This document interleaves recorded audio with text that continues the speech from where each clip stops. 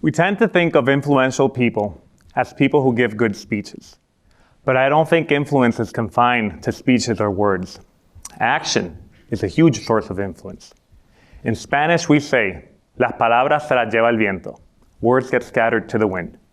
This saying is in the same spirit as actions speak louder than words. We all know that action is a strong source of influence.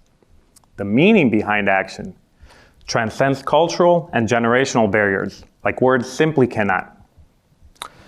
So the guy who's passionate about mountain biking, an action sport, feels that action is influential.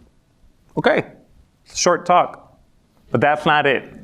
What I'm here to tell you is that a couple of years ago, I was completely incapable of receiving or exerting any influence. Back in 2013, after 7 years working for the company, I finally have the international rotation assignment I wanted. Working 28 days on, 28 days off gave me the flexibility to travel the world and ride the best mountain biking trails. After 7 years of hard work, life is awesome. I traveled to Whistler in British Columbia, the mecca of mountain biking. For those unfamiliar with mountain biking, there are several different types depending on the terrain you ride. When you look at mountain biking in the Olympics, you're looking at cross-country mountain biking. Trails contain climbs and descents, and bikes are kept as light and nimble as possible. On the other side of the spectrum, you have downhill mountain biking. Bikes are designed solely to go downhill and are built to withstand the abuse characteristic of this style of riding. Whistler is all downhill mountain biking.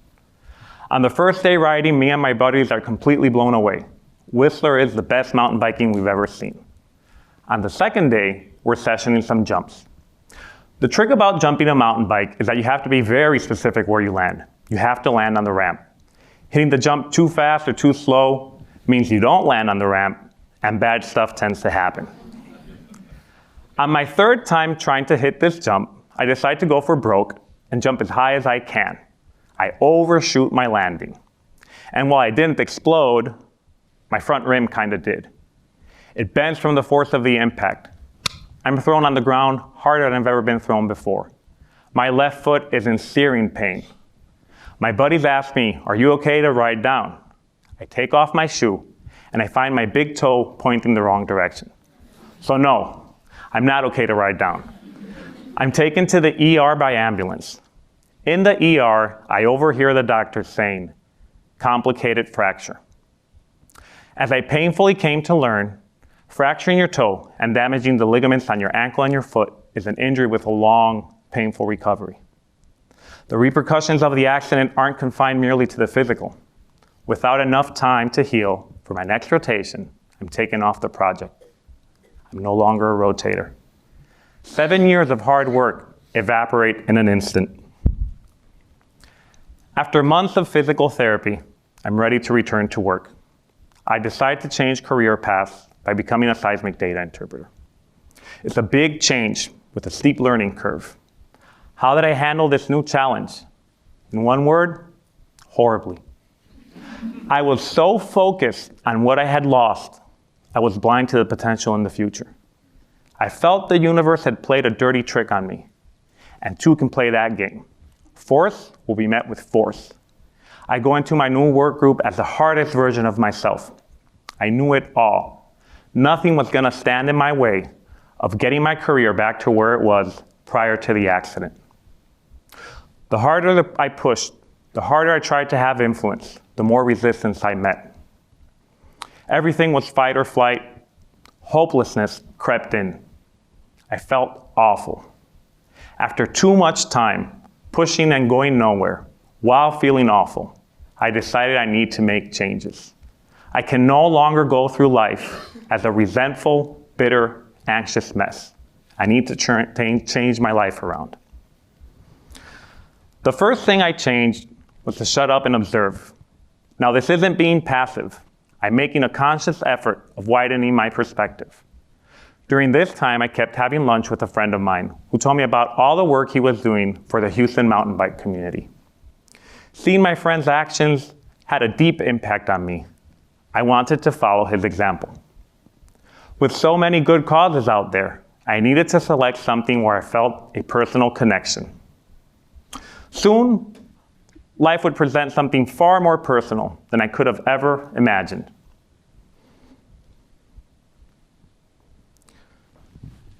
Hurricane Maria hit Puerto Rico in September 2017.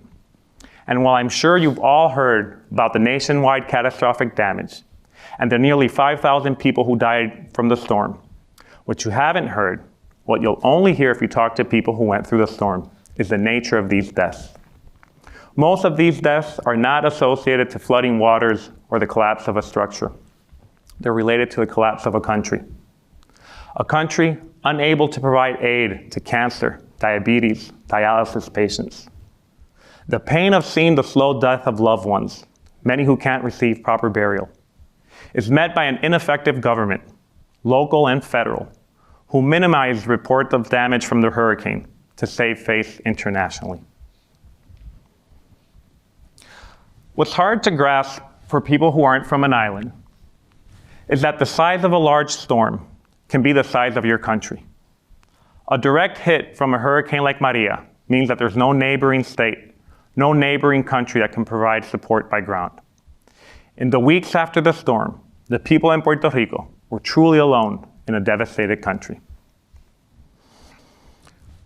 I come from a country with a long, complicated history, where the average person gets the short end of the stick in far too many situations. The flip side to this is that we are truly blessed with the natural beauty found in our islands. A disaster of the magnitude of Maria can make people forget about this fact. One of the positive sides of mountain biking is the therapeutic sense you get from reconnecting with nature. A bike ride in a beautiful location is incredibly therapeutic. If I could find a way to return that to my fellow Puerto Ricans, that would be great. Aha! I found my mission. I want to give people this back. I now know what I need to do. I'm going to secure external funding to help rebuild the mountain bike trails in Puerto Rico. In order to pull this off, I would have to work with a local trail advocacy group. I left Puerto Rico in 2004. I don't know any of the local trail advocacy groups. In order to pull this off, I have to influence strangers. Influencing strangers is a recent, painful failure. Why should this experience be any different? What's the cost if I fail? The people in Puerto Rico are left alone to rebuild the mountain bike trails when they're busy rebuilding the country. Pretty tragic, no? I can't let that happen. I have to succeed where I once failed. The quickest way I could think of establishing influence is establishing trust. My actions must make it crystal clear that I'm committed to the cause. Talking on the phone isn't enough. I traveled to Puerto Rico to meet my new colleagues at Cabo Rojo Bike and Hike Trail Association. Through all my communications, I am open, honest, and above all, quick to deliver on my promises, proving my commitment through action. I do the heavy lifting of grant writing, and my counterparts in the island deliver all the necessary documents. We navigate all the milestones until we win a grant from People for Bikes. To my knowledge, this grant is the first time external funding is brought in to help the mountain bike community in Puerto Rico. This grant is seed money necessary for your community at a critical point in time. Okay, so we won the grant. End of story. Well, not really. See, I realized that the true value in the grant is in what it proves. It proves that we mountain bikers are a global community, and that united, we will overcome natural disaster. This is exactly the type of message that people need to hear to lift their spirits. I need to find the most impactful way to get the word out. Cabo Rojo Bike and Hike, we're going to hold the first ever enduro race in the island. Since it's already a mountain bike race and you're going to have a lot of cyclists there, it's a perfect venue to announce receipt of the grant. Better than just announcing receipt of the grant, I could race in the event, really cementing my commitment to the local cause. Remember my explanation of cross-country and downhill mountain biking? Enduro is a hybrid of the two. You pedal up the mountain and you descend one by one on downhill tracks. Speed and technical skills are key as you're traversing challenging terrain. The trails that they're gonna use for the enduro race are completely unknown to me. I would have to race them blind. Enduro racing is risky. It has the potential for life-altering crashes, even death. In order for me to do this, I have to take on the risk of having another big crash, just like the one I had in Whistler.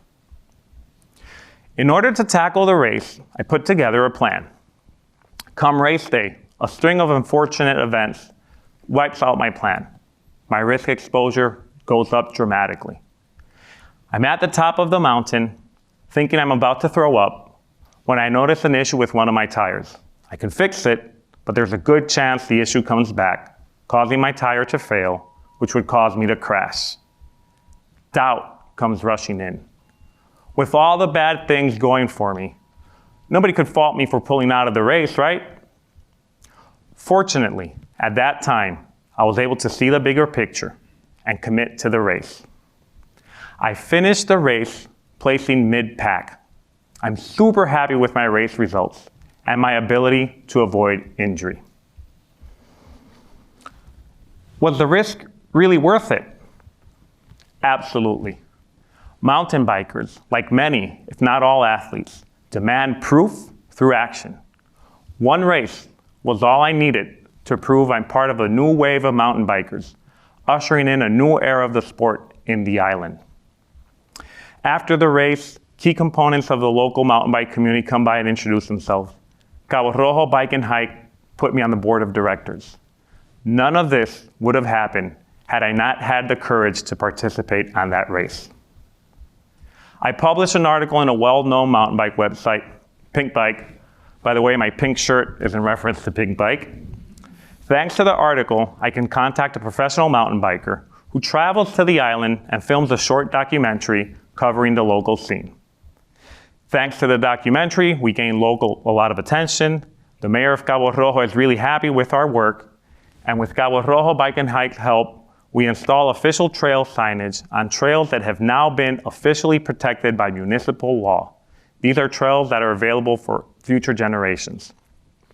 The official trail signage also makes them accessible to people who are visiting from outside of the island. The compounding effect of action in this story is pretty self-evident. After this string of recent success, I paused to reflect. How could I have such a different relationship with influence in such a short time? How come my failed attempt to influence in my work group looks so different from the very successful attempt to influence the mountain bike community? One major theme I saw is that when I was hell-bent on achieving my selfish work goals, I couldn't look up to anyone. I couldn't receive any influence. My narrow focus shut me out of influence at a time when I needed it most. I absolutely believe we all need influence to figure out how to act.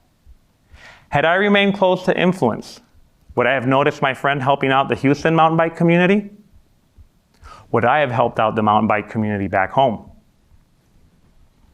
Do you want to know what I got in return for allowing influence back into my life? I got purpose. I know I matter to the mountain bike community. Better yet, I know I made my country a little bit better. Thanks to allowing influence back into my life, I got to live one of the most rewarding experiences of my life. The bitter, anxious mess of a man from a couple of years ago is now a distant memory.